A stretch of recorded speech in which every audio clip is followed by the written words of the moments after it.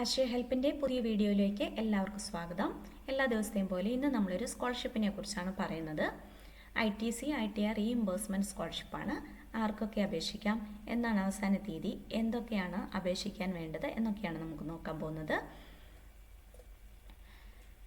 സർക്കാർ അംഗീകൃത പ്രൈവറ്റ് ITകളിൽ 1-2 വർഷം പഠിക്കുന്ന ന്യൂനപക്ഷ മതവിഭാഗങ്ങളിലെ വിദ്യാർത്ഥികൾക്കാണ് അപേക്ഷിക്കാവുന്നത്. ന്യൂനപക്ഷം എന്ന് പറയുമ്പോൾ ക്രിസ്ത്യൻ, മുസ്ലിം, എല്ലാ ക്രിസ്ത്യൻ വിഭാഗക്കാർക്കും അപേക്ഷിക്കാം. കൂടാതെ സിഖ്, ബുദ്ധ, പാഴ്സി, ജൈന മതവിഭാഗത്തിൽപ്പെട്ട വിദ്യാർത്ഥികൾക്കാണ് അപേക്ഷിക്കാവുന്നത്. 10,000 രൂപയാണ് പ്രതിവർഷം സ്കോളർഷിപ്പ് തുക ലഭിക്കുക. BPL വിഭാഗക്കാർക്ക് മുൻഗണനയുണ്ട്. BPL വിഭാഗത്തിൻ്റെ അഭാവത്തിൽ APLകാരെയും പരിഗണിക്കുന്നതാണ്.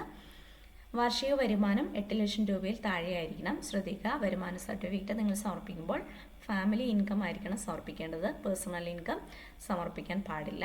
വില്ലേജിൽ നിന്ന് ലഭിക്കുന്ന ഫാമിലി ഇൻകം ആണ് അപേക്ഷയോടൊപ്പം സമർപ്പിക്കേണ്ടത്. എന്തൊക്കെയാണ് ഇനി അപേക്ഷ ചെയ്യുന്ന സമയത്ത് നിങ്ങൾ കയ്യിൽ കരുതേണ്ടതെന്ന് നോക്കാം. നിങ്ങളുടെ ഒരു പാസ്പോർട്ട് സൈസ് ഫോട്ടോ ഉണ്ടായിരിക്കണം.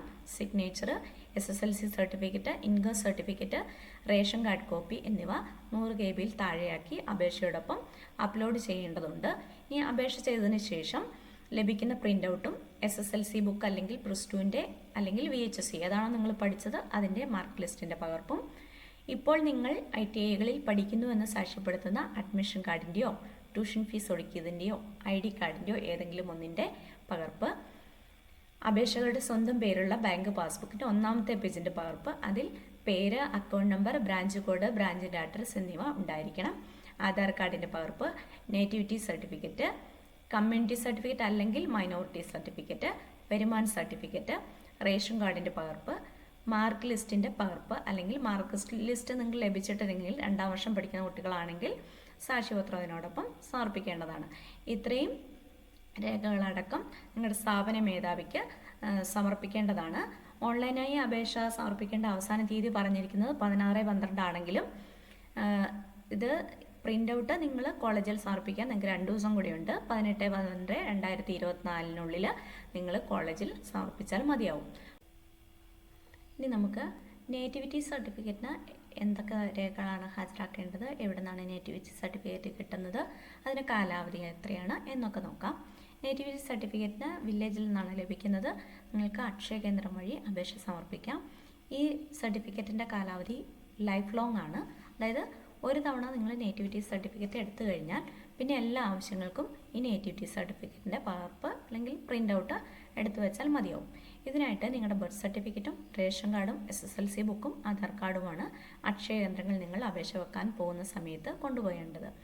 കമ്മ്യൂണിറ്റി സർട്ടിഫിക്കറ്റ് ലഭിക്കുന്നത് നിങ്ങളുടെ സ്കൂൾ സർട്ടിഫിക്കറ്റും അതുപോലെ നിങ്ങളുടെ പേരൻസിൻ്റെ സ്കൂൾ സർട്ടിഫിക്കറ്റും റേഷൻ കാർഡും ആധാർ കാർഡും ഹാജരാക്കിയാലാണ് ലഭിക്കുന്നത്.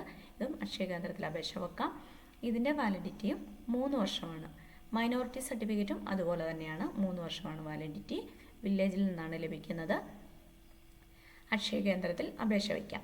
വരുമാന സർട്ടിഫിക്കറ്റും അപേക്ഷ വയ്ക്കേണ്ടത് അക്ഷയ കേന്ദ്രത്തിലാണ്. ഇഷ്യൂ ചെയ്യുന്ന അധികാരി വില്ലേജ് ഓഫീസറാണ്. ശ്രദ്ധിക്കുക, സ്കോളർഷിപ്പുകൾ, സർക്കാരിൻ്റെ മറ്റ് ആനുകൂല്യങ്ങൾ തുടങ്ങിയവയ്ക്ക് നമ്മൾ വരുമാന സർട്ടിഫിക്കറ്റ് ഹാജരാക്കുമ്പോൾ ഫാമിലി ഇൻകം ആണ് സമർപ്പിക്കേണ്ടത്. ഇപ്പോൾ 2 തരത്തിൽ വരുമാന സർട്ടിഫിക്കറ്റ് നമുക്ക് ലഭ്യമാണ്, പേഴ്സണൽ ഇൻകവും ഫാമിലി ഇൻകവും. അപ്പോൾ ഇങ്ങനെയുള്ള ആവശ്യങ്ങൾക്ക് ഫാമിലി ഇൻകം തന്നെ നിങ്ങൾ വാങ്ങി വയ്ക്കാൻ ശ്രദ്ധിക്കുക. അതിനായിട്ട് തനത് വർഷത്തെ സ്ഥലത്തിൻ്റെ നികുതി ചീട്ട്, റേഷൻ കാർഡ്, ആധാർ കാർഡ്, പിന്നെ ജോലിയുള്ളവരുണ്ടെങ്കിൽ അവരുടെ സാലറി സർട്ടിഫിക്കറ്റ്, പിന്നെ നിങ്ങളുടെ വരുമാന സ്രോതസ്സ് കാണിക്കുന്ന രേഖകൾ അപേക്ഷയോടൊപ്പം സമർപ്പിക്കുക.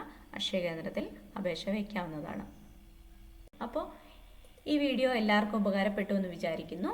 ഇനിയും പുതിയ പുതിയ സ്കോളർഷിപ്പിൻ്റെ അറിവുകളുമായി നിങ്ങളുടെ ഇടയിലേക്ക് എത്തുന്നതാണ്. അതുവരെ ബൈ ബൈ.